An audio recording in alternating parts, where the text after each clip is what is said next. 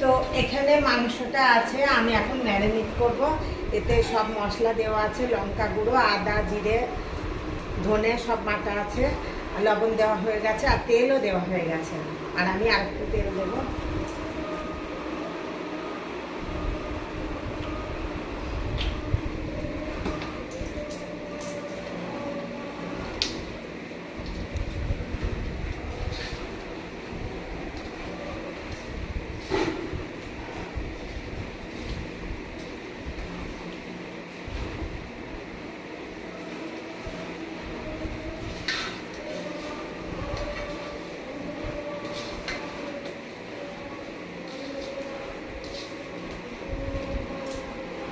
Marinate করা হয়ে গেছে। এইখানে আমি একদম অল্প টমেটো দিচ্ছি, এখন বেশি টমেটো দিলে ওটা টক হয়ে যাবে, এই জন্য অল্প করে দিলাম।